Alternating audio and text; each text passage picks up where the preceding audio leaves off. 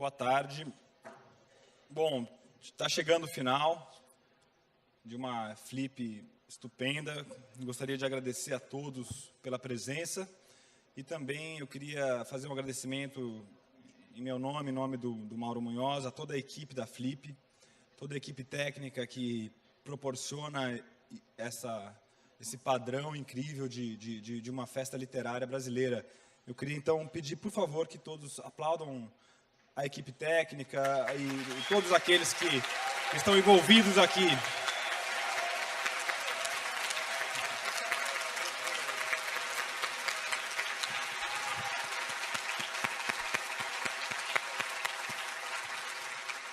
Todos aqueles que são desde os tradutores, aqueles que arrumam os headsets nas mesas, que estão na rua, são iguais a mim e a todos os outros no desejo de realizar essa festa para vocês. Essa mesa, número 19, Os Sentidos da Paixão, traz dois homens de letras sensacionais, uma espécie que a gente acreditava estar em extinção. Então, estão aqui, à vista dos nossos olhos, certo? Essa mesa tem o apoio da Oi, está sendo transmitida pelo telão, pela internet, sendo coberta pelas redes sociais da Flip. E os autores vão estar autografando os livros na tenda dos autógrafos. Obrigado. E eu convido também a próxima mesa, tradicional mesa livro de cabeceira, em que 8 autores vão ler os trechos de seus autores preferidos, seus autores que seriam levados para uma ilha deserta. Então, eu recomendo a presença. Obrigado.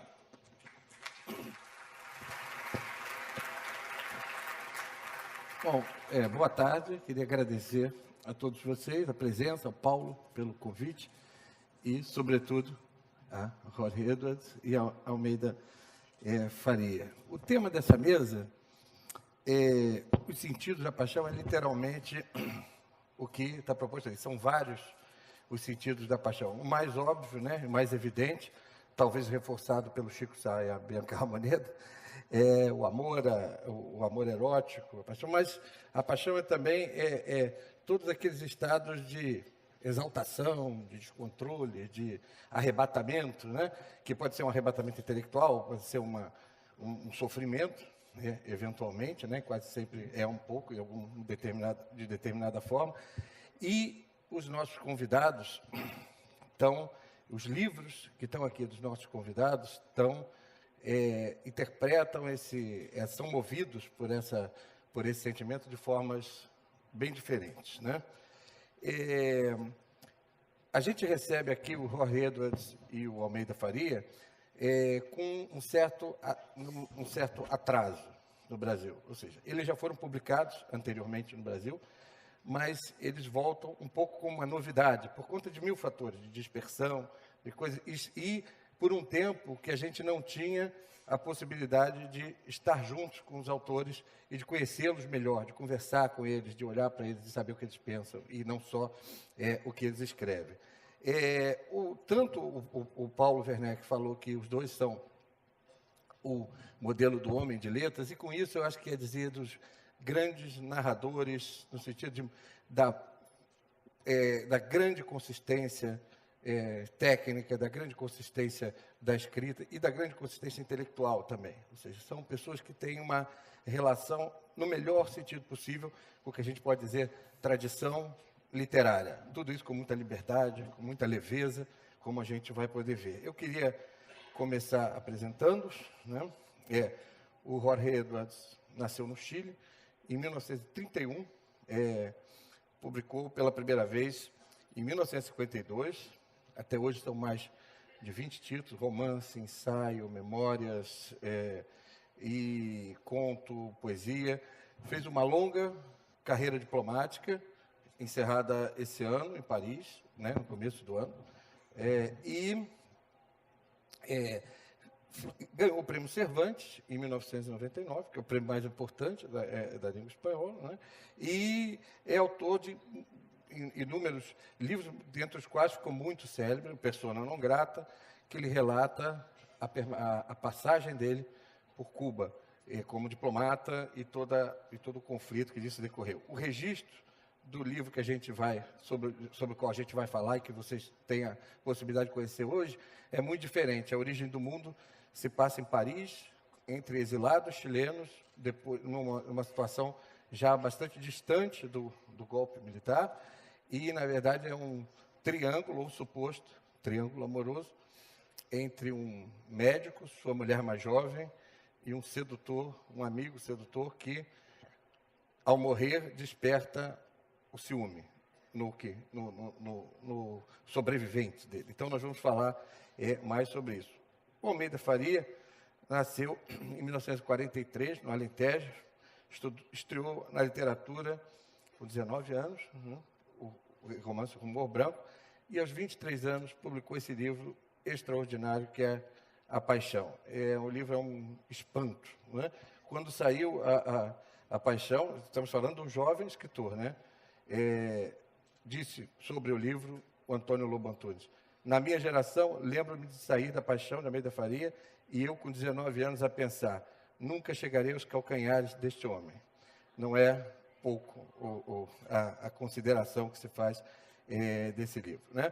O Almeida Faria, que também escreve, já transitou por vários gêneros, ator de teatro, ensaios, foi professor de estética na Universidade Nova, né, de Lisboa, e A Paixão é o início de uma série chamada Tetralogia Lusitana, sobre a qual a gente vai falar aqui também. Então, para começar a nossa conversa, eu vou pedir que cada um fale um pouco do nascimento desses livros, né, que Edward fala que são, curiosamente, livros de estágios. Eu já ia esquecendo, desculpem. A Paixão se passa numa cidade do Alentejo, dividido em 3 momentos, a manhã, a tarde e a noite, da manhã a gente acompanha os personagens em monólogos interiores, em versões de narrativa. É um mergulho nesses personagens e depois no que acontece com eles ao longo desse dia, que é a Sexta-feira da Paixão, daí a referência do título.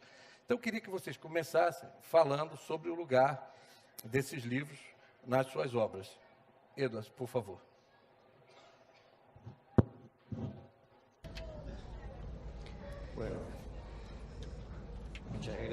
Muito obrigado. Eu não sei qual é o lugar que esse livro ocupa na minha obra, porque eu escrevo os livros sem pensar demais na relação que tem com o resto dos meus livros. Este livro eu o escrevi no momento em que eu trabalhava como embaixador do Chile na Unesco. Eu não sabia o que era a Unesco, eu sabia que era uma instituição relacionada com a cultura, então me pareceu muito atraente trabalhar naquele lugar, me ofereceram um cargo que eu aceitei. E depois eu percebi de que era uma instituição enormemente burocrática, em que se fala da cultura, mas se fala muito mais do orçamento, dos recursos, e em que cada intervenção começa com uma felicitação a 3 ou 4 pessoas, ao presidente da comissão, ao secretário, ao orador anterior, de modo que eu estava começando a me transformar num especialista num estilo congratulatório. Quando eu me encontrei nessa situação, eu tive umas férias e decidi fazer exatamente o oposto do que eu fazia na Unesco e em Paris. Eu peguei um livro antigo e, em vez de levar um romance moderno, eu levei as Epístolas a Lucílio de Sêneca, que é um filósofo latino-espanhol que nasceu em Córdoba. E eu sou um fã de música e eu tinha deixado de ouvir Rachmaninoff. Eu tinha me cansado dos concertos para piano e orquestra. Eu levei obras de Rachmaninoff para piano só e umas obras que são comentários no piano de pinturas. Eu gosto muito a pintura e comentá-la na literatura. Então, eu levei Étude Tableau, estudos de pintura, e me instalei numa casinha de pescadores, num lugar que se chama Calafell, no sul de Barcelona.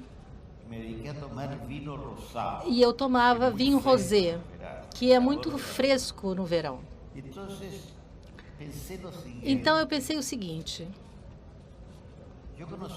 eu conhecia o mundo do exílio chileno, mas depois da queda do Muro de Berlim e da queda de uma série de ilusões políticas, da deterioração do bloco soviético e, por fim, a queda, o exílio chileno tinha tido uma grande transformação.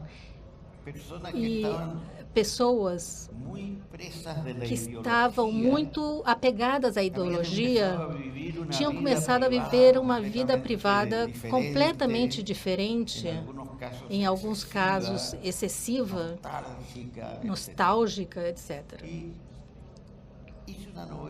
E eu escrevi um romance com 3 personagens, como já disse o Paulo. Um velho médico chileno, que era um militante comunista antigo, disciplinado e rigoroso, mas que estava num momento de mudança na sua vida, e, inclusive, não da sua ideologia, mas da sua crença, por assim dizer. Depois, um vizinho chileno, exilado também, mas que pertencia a esse mundo da esquerda boêmia, da esquerda festiva, um pouco alcoólica, com muito donjuanismo, muitos amores, etc. E uma terceira personagem, que é a mulher do médico, que é uma enfermeira, muito mais jovem. Então, isso coincidiu com que eu ouvi o seguinte de um amigo que não era chileno e sim espanhol, mas que também exilado, já mais velho, digamos que tivesse 60 anos. E esta pessoa, que era outro bon vivant e que gostava da noite, me disse o seguinte: olha, eu cheguei numa fase da minha vida em que eu já não posso fazer tudo que eu faço. Eu tenho que escolher entre a garrafa e a mulher. E eu disse a ele: e você vai escolher o quê? Ora bem, depois de muita hesitação, ele me disse: cheguei à conclusão de que é mais seguro a garrafa. Tá bom. Então, com este diálogo e este triângulo de personagens, eu escrevi um romance curto.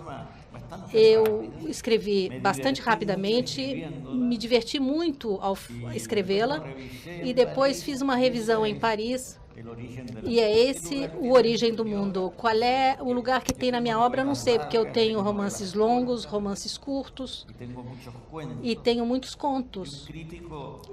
E um crítico mexicano que se chama Christopher Domingues escreveu um ensaio agora que diz que eu sou um especialista e que eu pratico a arte do quase romance.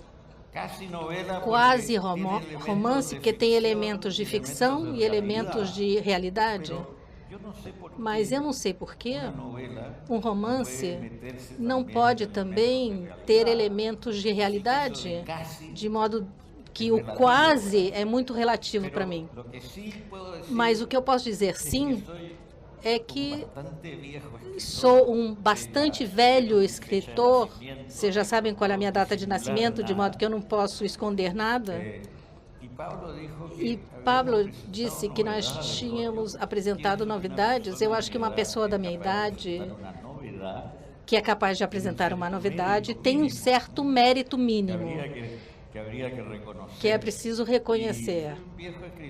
Eu sou um velho escritor, eu comecei sendo poeta, percebi oportunamente que eu era melhor prosista do que poeta e passei então a escrever em prosa.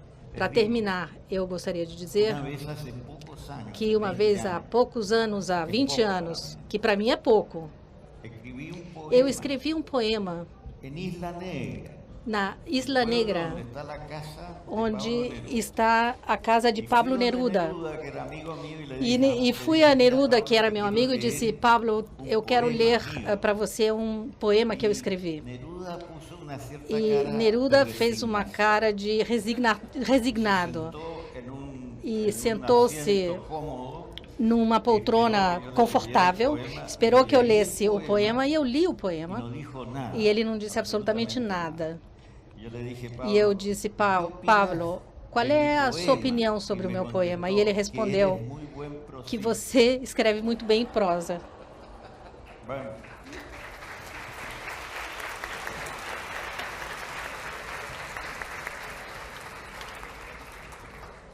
Por favor. Bom, a história deste romance, que em espanhol se diz novela, é um pouco semelhante em alguns aspectos, porque também eu comecei a escrever este romance porque estava terrivelmente aborrecido numas aulas de um curso de Direito. Antes de estudar Filosofia, eu tive a péssima ideia, para agradar ao meu pai, de estudar Direito. E os professores eram todos ministros ou ex-ministros, havia até um futuro primeiro-ministro chamado Marcelo Caetano, que veio morrer ao Brasil, vocês sabem porquê, com certeza, depois da Revolução de Abril. Eram aulas tão terríveis que eu ia escrevendo como se tirasse apontamentos do que eles diziam, mas na verdade estava a inventar as personagens deste romance. Escrevi-o entre os 20 e os 21, publiquei aos 22, aqui há um pequeno reparo ao António Lobo Antunes, não são só as mulheres depois de certa idade que começam a diminuir de idade, ele é um ano mais velho que eu e, portanto, quando eu publiquei aos 22 ele tinha 23, mas isso não tem nenhuma importância de maior. Essencialmente este livro era um livro de fúria e de raiva contra a ditadura. Era difícil para as novas gerações imaginarem o que era uma ditadura que durou 48 anos.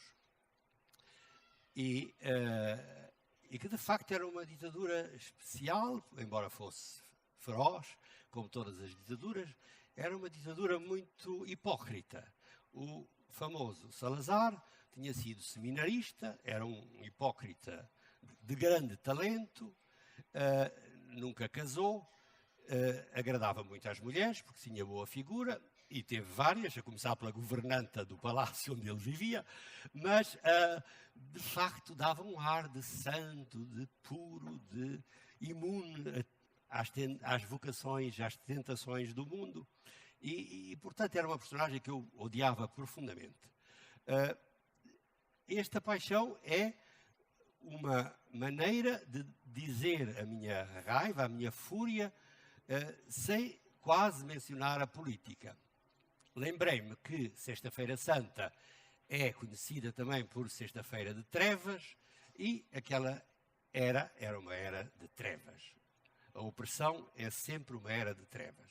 E pronto, a partir dessa ideia, inventei a hipótese de pôr uma família dos pais, 5 filhos criados, nessa altura ainda havia criados, num ambiente rural, com todas as reações familiares, sociais, à opressão que era tanto social como sexual. E há muitas alusões à paixão, realmente. Como o Paulo disse, e muito bem, a paixão aqui tem vários sentidos.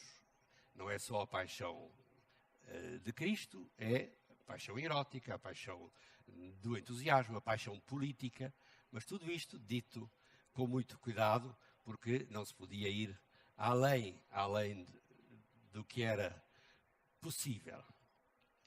No fundo, a ditadura obrigou-me a seguir um princípio poético que é não dizer tudo, sugerir mais do que contar em pormenor.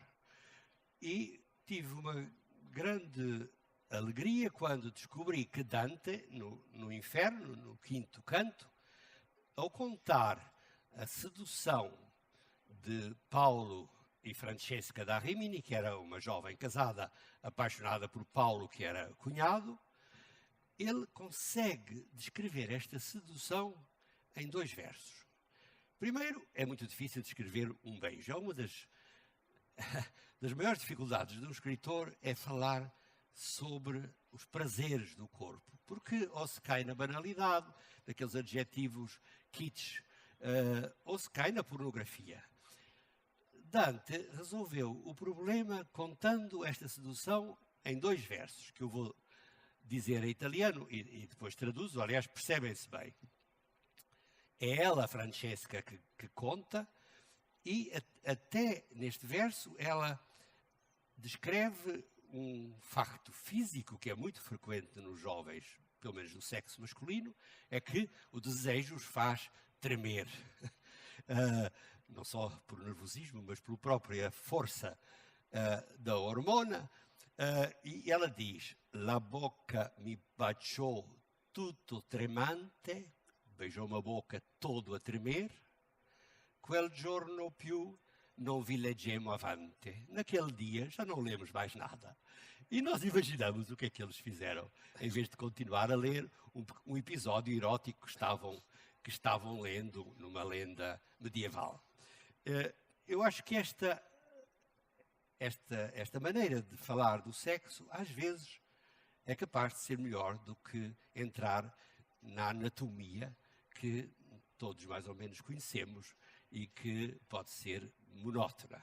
Sugerir é mais forte, e isso é o que a poesia faz, e por isso também às vezes se diz que este romance é poético. Sugerir pode ter mais atração, pode ser mais eficaz do que contar tudo. De resto, não gosto de contar tudo tintim por tintim. É importante contar uma história, mas não basta contar uma história. É preciso que as histórias nos deixem sonhar, imaginar, pensar, e talvez este romance tenha conseguido isso em algumas páginas. Obrigado. Obrigado.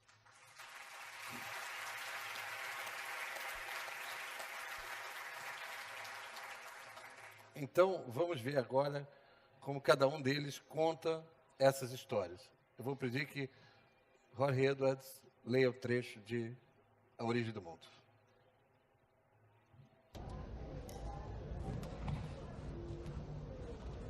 A ver.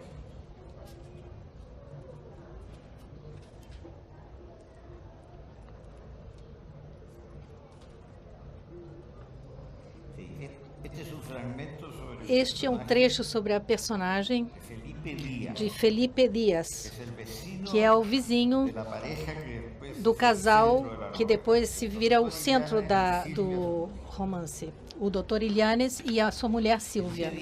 Felipe Dias lhe contaram uma história ao narrador principal.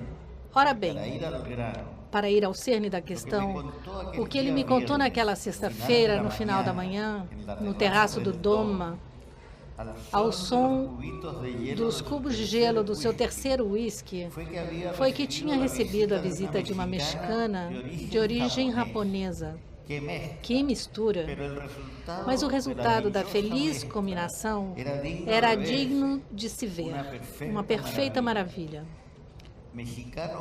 Mexicano-japonesa que tinha conhecido numa recente viagem à Suíça, onde ela morava perto de Basileia, com um jovem suíço, boa pinta, bem educado e apresentável, mas sem graça, sem sal nem açúcar e ainda por cima professor de teoria literária. E ela era filósofa, nada mais, nada menos, formada em filosofia em algum lugar tão improvável como a Universidade de Tabasco ou de Jalapa, com pós-graduação na Carolina do Norte e aspirante a romancista.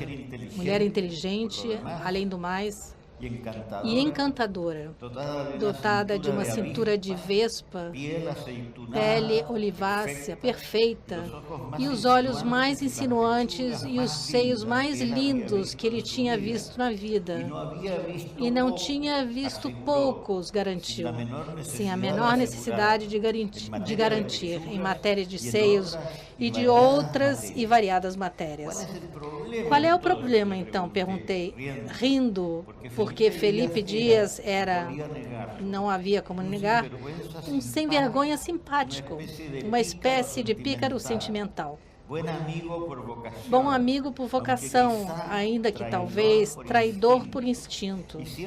E eu sempre acabava rindo às gargalhadas de suas aventuras, a ponto de Silvia, que costumava mostrar lá do seu canto, debaixo de sua lâmpada de leitura, uma língua de lixa, dizer que éramos, bem no fundo, uma dupla de viados, que nos distraíamos falando de mulheres, mas que o único verdadeiro tesão era o nosso, que nos dominava quando estávamos juntos.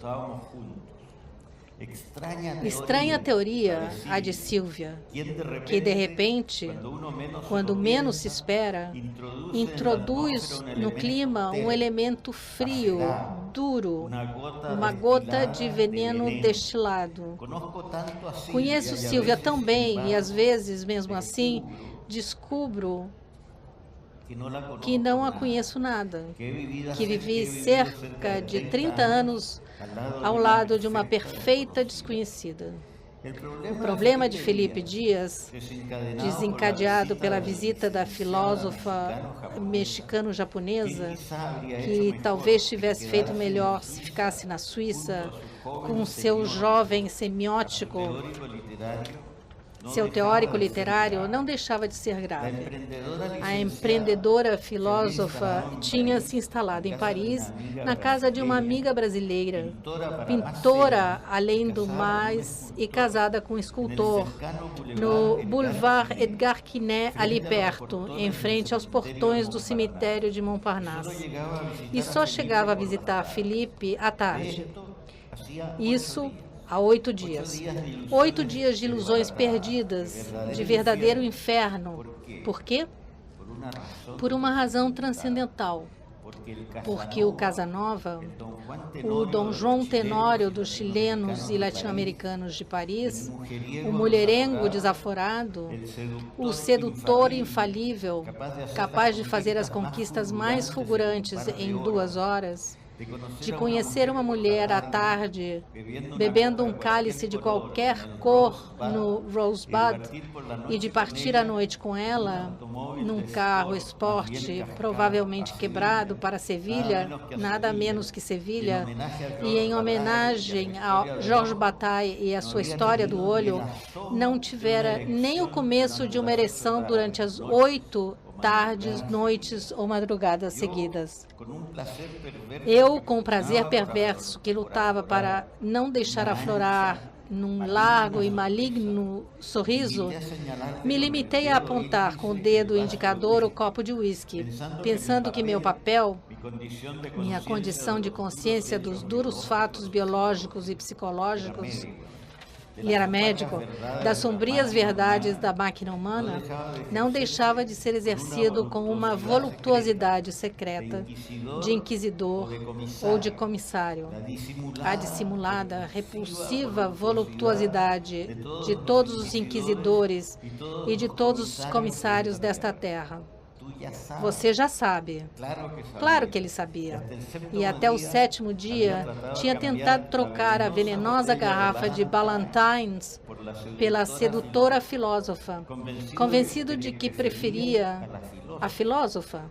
Mas no 8º, isto é, Na véspera do nosso encontro, depois de sonhar adormecido e até acordado com formas insinuantes, garrafas bojudas, verticais, redondas, de cerâmica, com rótulos verdes e letras douradas, com silhuetas de castelos da Escócia, com fitas vermelhas ou miniaturas emblemáticas nas alturas de balcões que flutuavam por espaços siderais, reproduzidas por espelhos entre luzes e sombras, veladas pela fumaça, silenciosas no meio dos gritos, das gargalhadas destemperadas, dos golpes de punhos nas mesas e do despertar junto à cintura de vespa, o pubis delicado e os seios perfeitos, perdido na estranha experiência de estar nu com ela em sua cama tão conhecida, tão frequentada, e de falar de Platão, mas não depois de ter feito amor, e sim antes. E em um antes que ia lhe parecendo infinito, chegou à conclusão, depois de tudo isso, e de repente, numa rajada intuitiva, de que preferia, em seu foro íntimo, no núcleo mais autêntico de si mesmo, o que quer que você quer que eu faça, Patito? Assim é a vida. Assim são as coisas. A garrafa, que era confiável e cúmplice, e que não lhe pedia que prestasse conta de nada.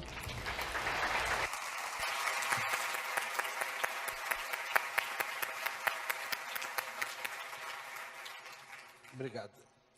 Almeida Faria, por favor.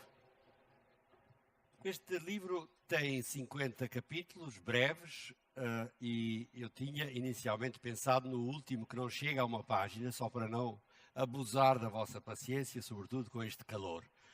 Agradeço muito a coragem de estar aqui nesta estufa.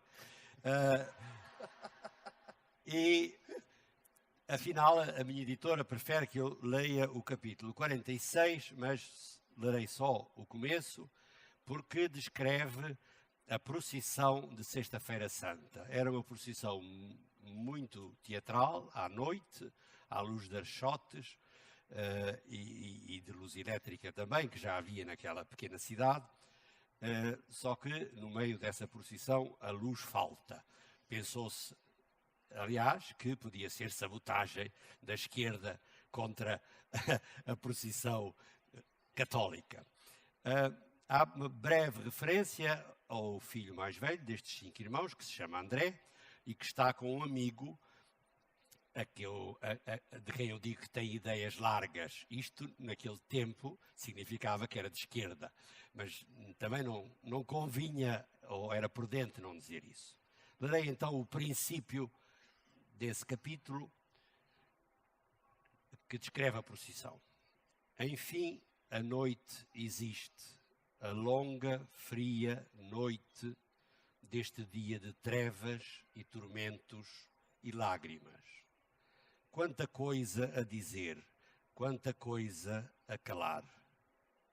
As palavras estendem-se pelo papel fatigado, com seu peso de sentidos e de séculos, lentas, inúteis, iguais à noite, fúnebres como a procissão atroz do Senhor morto, que irrompe violentamente pelas ruas, agressiva e grave, de luzes de velas tremendo e fazendo tremer, numa zona de sombra, os vidros fechados das casas, com candeias nas janelas altas, em escalões paralelos pelas praças, descendo num cântico cansado, acompanhando o esquife com o olhar boquiaberto do povo mudo atrás. O brilho dos punhais de pura prata no peito da senhora. Os petromaxes, que eram candeeiros a petróleo, verdes, archotes sobre as cabeças dobradas dos músicos da banda, tocando o compasso triste de qualquer remoto eco de marcha fúnebre, benzendo-se nas esquinas e portais, enquanto um vento devastador, encurralado, vem vindo pelos vales da planície e a procissão percorre sem destino, morto, e os ricos, as pessoas ricas, compenetrados, sérios burgueses, empunham candeias e matracas e andores e entre si distribuem toda uma ultrapassada hierarquia.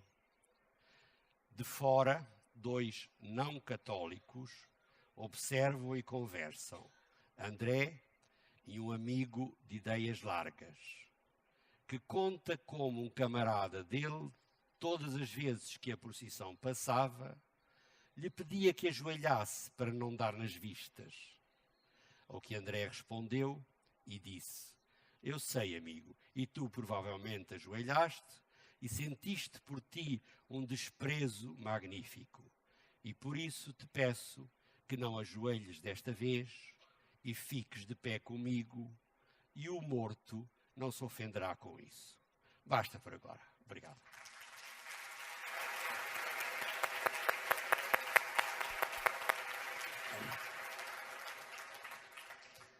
Bom, como nós vimos pelo que foi falado e lido, né, as relações que atravessam, que foram citadas aqui, né, de política com a escrita, da poesia com a prosa, estão nas duas coisas. Dizer, mas não dizer tudo, né? E embora a gente tenha, embora se tenha referências políticas em ambos, está claro que nada tem a ver com panfleto, que nada tem a ver com referências e com a literatura que é usada simplesmente para discutir questões políticas. Mas há uma marca dessa vida política nos 2 livros de forma muito diferente. Você já falou um pouco. Eu queria que vocês falassem um pouco sobre os enfrentamentos de vocês com o poder, como escritores. Ou seja, como que há os episódios em que o escritor talvez esteja fazendo um pouco do seu papel, ou seja, de não estar ao lado do poder, mas de certa forma contra. Queria que vocês comentassem um pouco nos livros de vocês e na vida de vocês, esses enfrentamentos, censuras ou embates. Queria que vocês falassem um pouquinho disso, que é uma forma de realimentar a paixão da veemência e da coisa. Edward, por favor.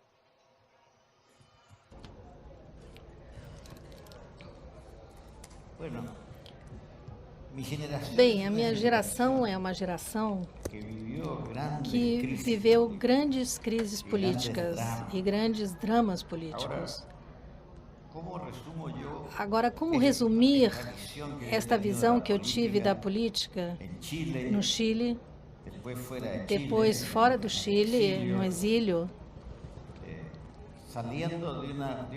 saindo de um país que, diferentemente do país de Almeida Faria, era um país democrático, que tinha tradição democrática e que perdeu a democracia e que sofreu uma ditadura brutal, como todas as ditaduras,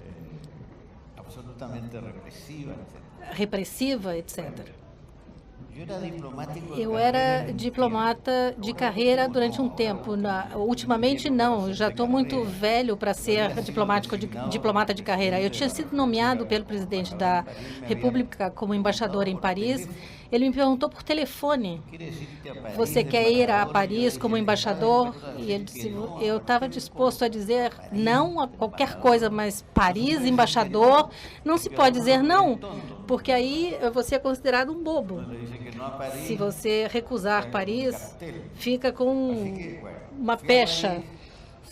Eu fui para Paris sem ter grandes ilusões, mas qual é a minha conclusão do processo todo?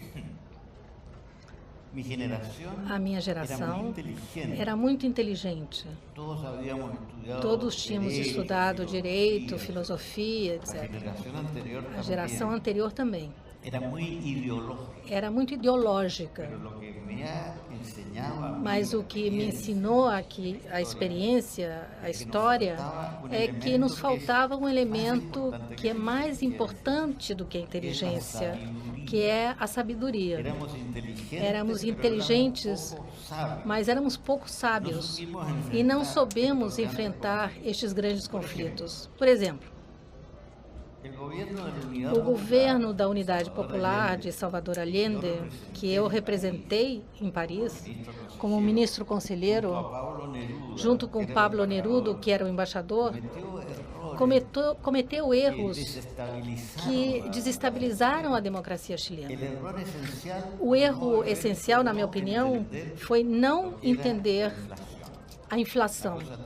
Uma coisa tão simples como esta. Nós chegamos no final do regime de Salvador Allende com 500% de inflação ao ano. Isso significava que não havia uma economia. Então, de nada surgiu um general.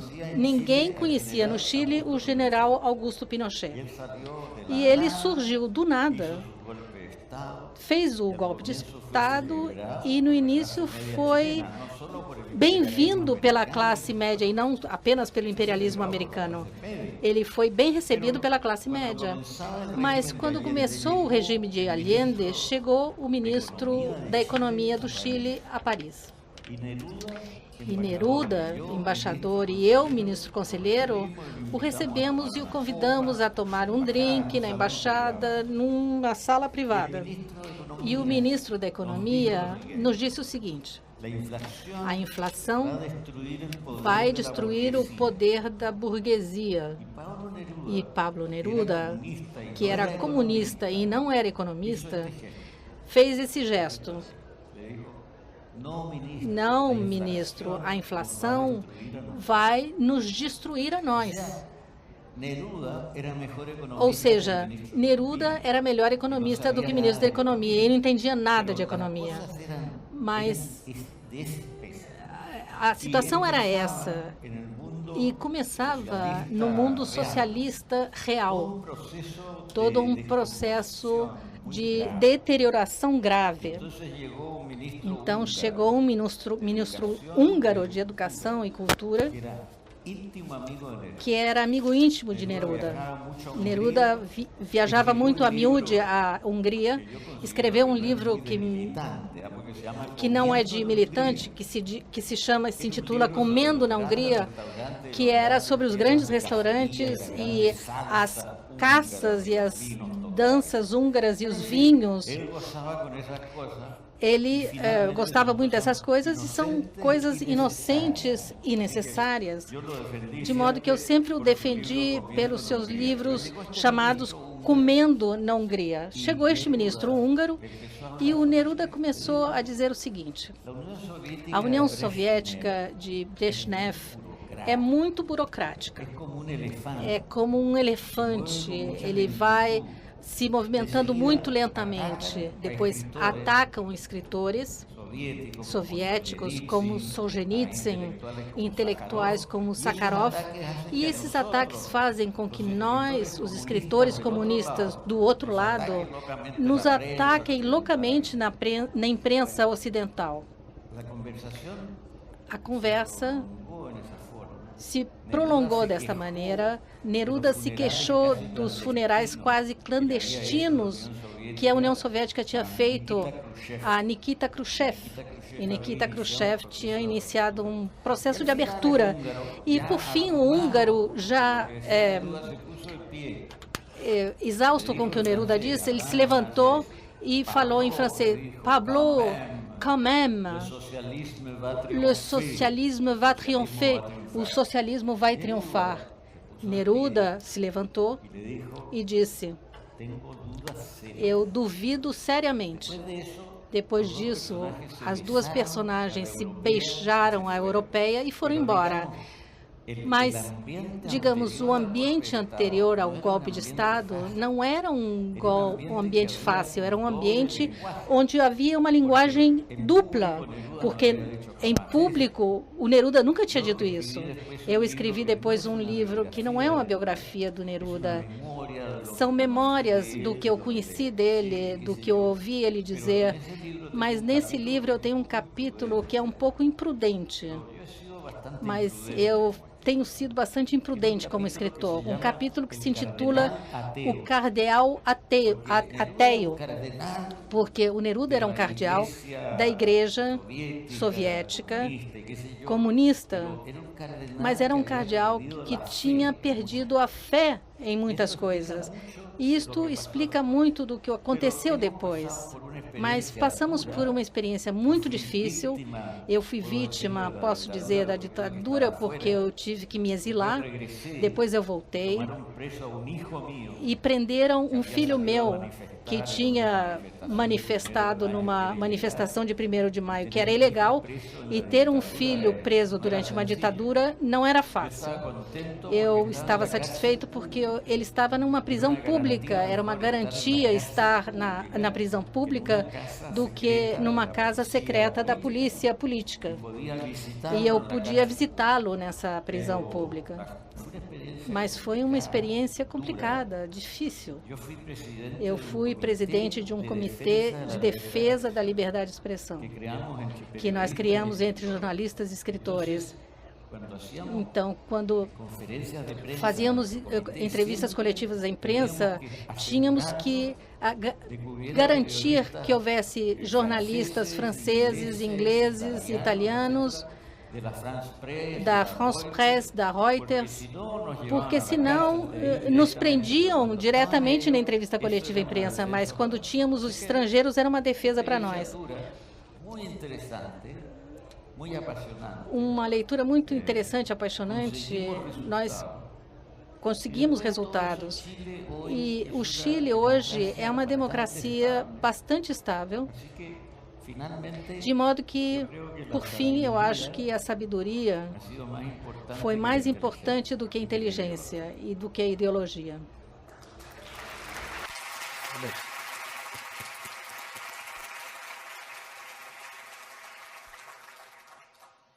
Ao contrário, Dom Jorge, eu nunca tive cargos políticos, sempre fui opositor à ditadura e acho que o escritor deve ser o antipoder mesmo durante a democracia, porque a democracia nunca está feita, tem que se fazer todos os dias e conquistar diariamente, mas participei bastante no fim da ditadura, porque, como sabem, havia guerra colonial em 3 países da África, Angola, Moçambique e Guiné-Bissau, e o poder político em Portugal precisava de oficiais. Não tinha oficiais suficientes para tantas frentes de guerra. E então cometeu o erro, talvez necessário, de esperar que nós, os universitários, terminássemos os cursos, fizéssemos teses de doutorado. O resultado, nós íamos para o serviço militar, como foi o meu caso, aos 20 e muitos anos, aos 27. Apesar de tudo, tive que passar 3 anos e 3 meses no serviço militar, que é realmente uma estupidez terrível, mas permitiu-me não só acompanhar a evolução dos militares que depois fariam o golpe, e conhecia alguns deles, como convencer muitos deles que tudo aquilo era inútil, aquela guerra não tinha saída possível e, portanto, havia que dialogar e negociar a independência daqueles países, como depois aconteceu. A prova de que os militares de carreira profissionais nos ouviam muito e a certa altura nos davam até uma importância perigosa para o regime, é que o meu chefe, que era um major, a certa altura teve o que eles chamavam uma missão na Guiné. Esteve 2 anos na Guiné, enquanto eu continuei na mesma, eu era, graças ao curso de filosofia, eu era psicólogo militar, uma coisa muito subtil. Fazíamos testes de seleção de pessoal, nomeadamente testes para comandante de companhia, o que era uma grande responsabilidade. Não vou contar o que nós fizemos, porque nem sempre foi muito ortodoxo. E quando ele voltou, passados 2 anos, perguntou-me: então, Faria, o que é que você fez durante 2 anos? E eu respondi: nada, meu major. O que era, de facto, para um oficial superior, uma autêntica provocação. Ele riu e não achou isso muito grave, o que provava que, de facto, aquele regime estava destinado a terminar. Bom, depois veio a democracia, aliás, eu sabia que o golpe estava iminente, e depois convidaram-me naturalmente para um partido político de esquerda.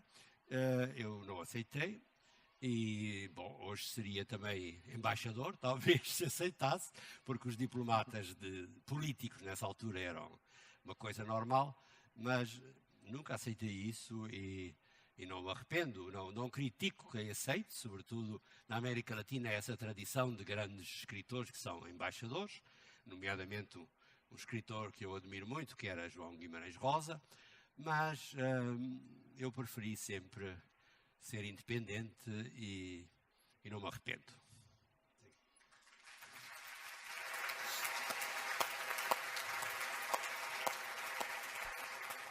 Almeida Faria citou o Guimarães Rosa, né, como um personagem que ele admira, e tanto o Almeida Faria quanto o Jorge Edwards têm relações que são muito verdadeiras e pouquíssimo protocolares com a literatura brasileira, ou seja, que há dos dois um interesse genuíno pela literatura brasileira e por escritores brasileiros.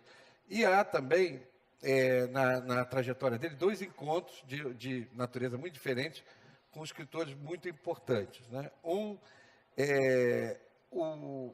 É claro que Machado de Assis e sobretudo, o dilema de Capitu e Bentinho está um pouco no Origem do Mundo, na dissecação do ciúme, e o Edwards chegou a traduzir uma coisa de Machado.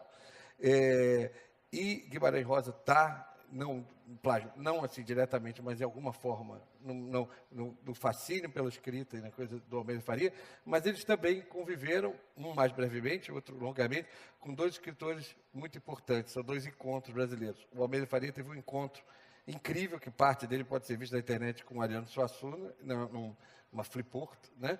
Eu acho que isso foi um encontro na casa do Ariano, e depois uma grande conversa sobre o sebastianismo, né?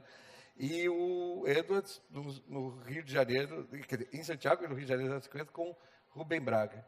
Eu queria que vocês falassem um pouco sobre essa relação literária e também desses personagens, né, que têm uma história com vocês.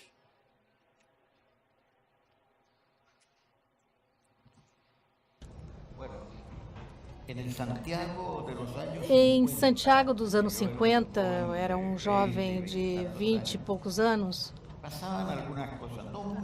Aconteciam algumas coisas, não muitas, mas de vez em quando aconteciam coisas. E de repente chegou um brasileiro ao Escritório Comercial do Brasil, como chefe do Escritório Comercial do Brasil.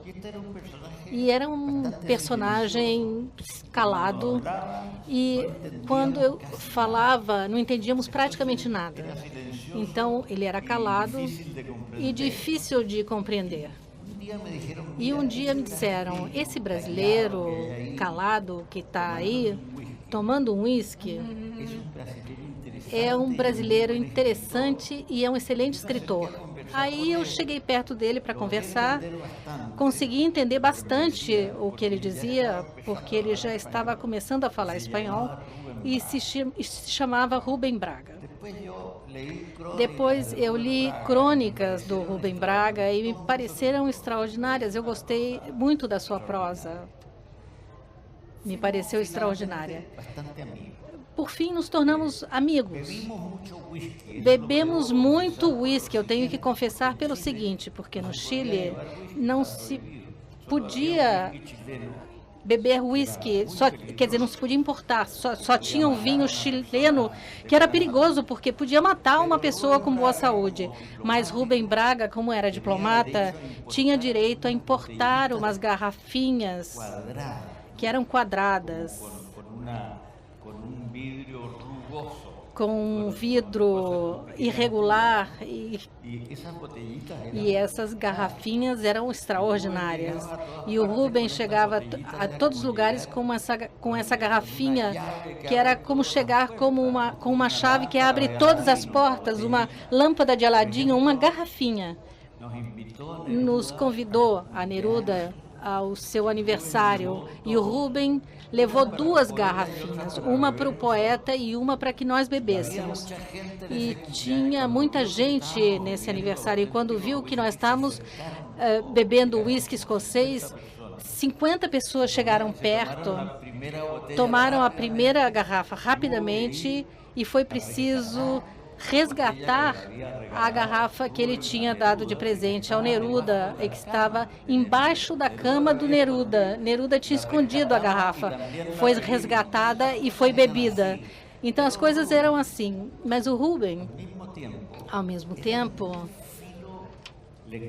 era muito fino leitor de muitas coisas, não só brasileiras, mas o Rubem me disse, olha, você deve ler Machado de Assis.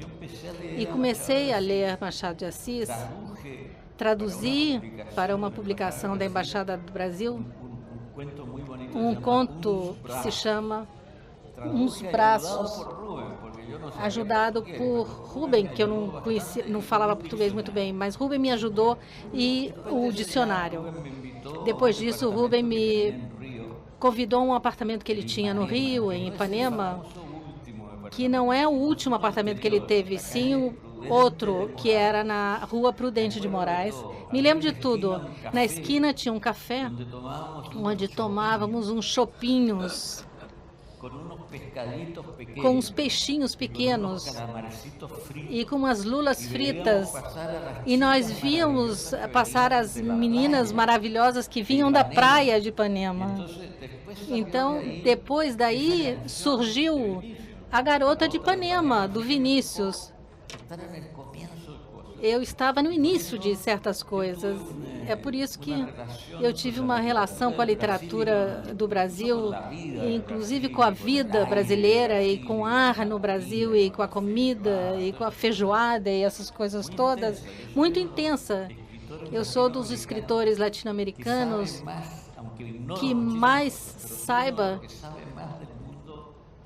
do mundo brasileiro. Eu li Guimarães Rosa, eu li... Rubem também me aconselhou a ler um escritor que ninguém conhecia, que era Clarice Lispector. E eu li algumas coisas dela. Depois de muitos anos, a encontrei em Cali, na Colômbia, de modo que eu tenho uma experiência de Brasil. E agora, como eu escrevo memórias, porque eu cheguei na idade, porque senão... Se eu não ando rápido, eu não vou conseguir escrever. Enquanto eu tiver memória, eu posso escrever as memórias. Eu acho que vai haver muita história brasileira. Não é propaganda que eu estou fazendo.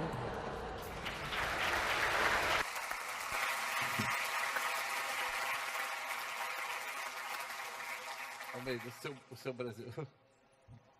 Bem, você já mencionou dois encontros, 2 personalidades que eu encontrei pessoalmente. A primeira foi Radwan Assar, que teve um gesto que poucos escritores teriam a coragem de fazer, e ainda por cima ele viaja muito pouco, agora nada. Em 1975, que era o ano mais quente da Revolução em Portugal, tocaram à porta da nossa casa, era um jovem casal que eu não conhecia. Ele vi pela pronúncia que era brasileiro, perguntou se podia entrar, entraram, e ele trazia um livro chamado Lavoura Arcaica. Disse, olha, este livro foi agora publicado, era a primeira edição, e como eu acho que este livro deve muito à paixão, eu quis vir oferecer o livro pessoalmente. A namorada dele deve ter sido ela que conseguiu o nosso endereço, porque tínhamos um tradutor comum, e graças a esse encontro breve nós tornámos-nos amigos, mas amigos à distância. Depois disso eu estive muitos anos, mais de 25 anos sem o ver.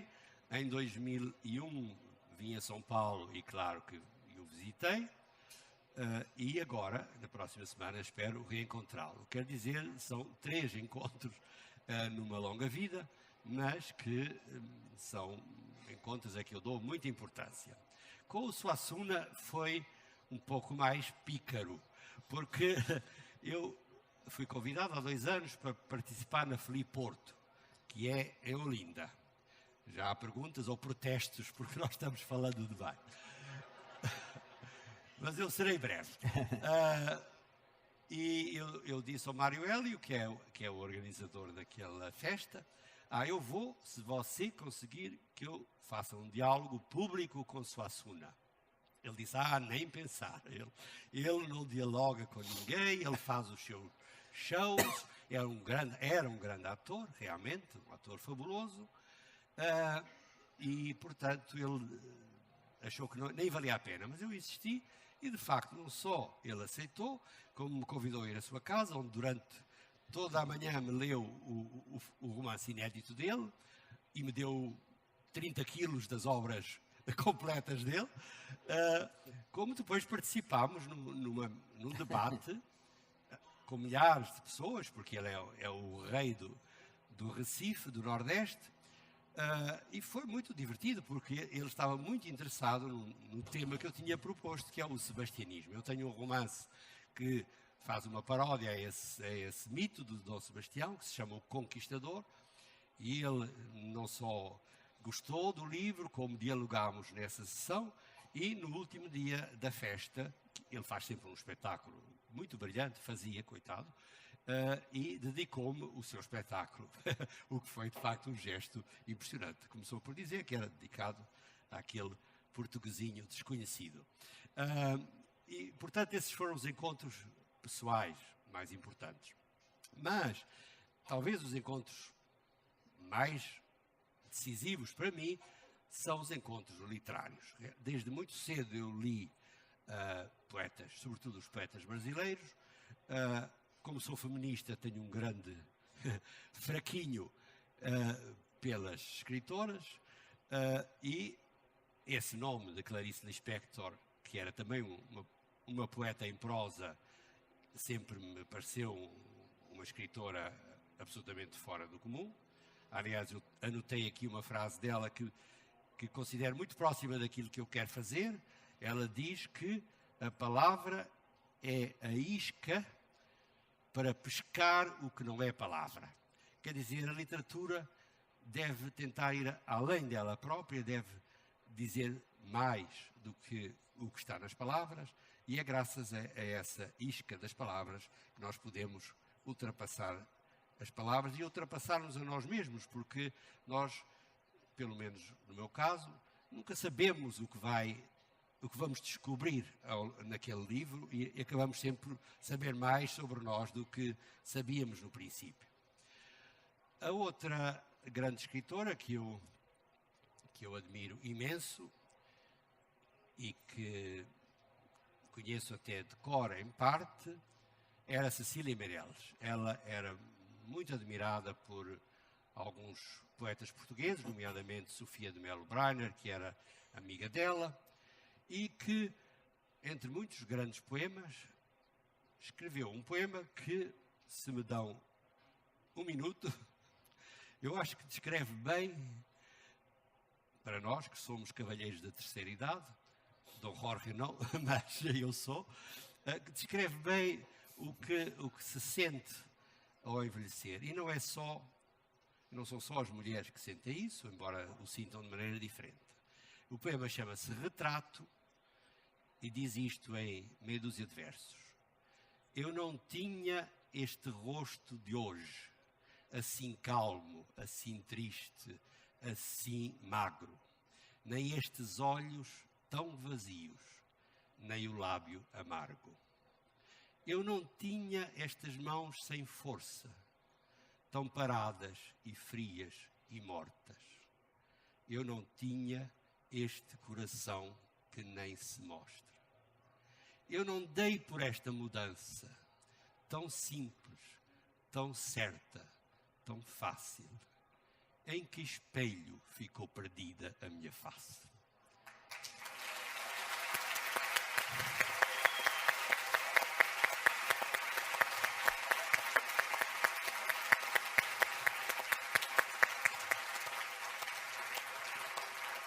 Consegui não chorar, ao contrário de Walter Ugumem.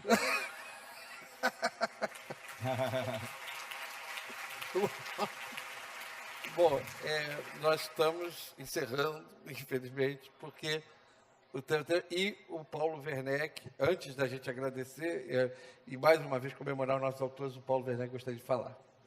Eu gostaria de dar um recado, convidá-los novamente à mesa livre de cabeceira que vai começar agora, e ela vai ter uma alteração no programa. O Davi Copenaua vai fazer um pronunciamento no início da mesa a respeito dessas ameaças de morte que ele recebeu vindo a caminho da Flip. Então, é uma mesa que já tem uma grande presença dos autores da programação e vai ter mais um.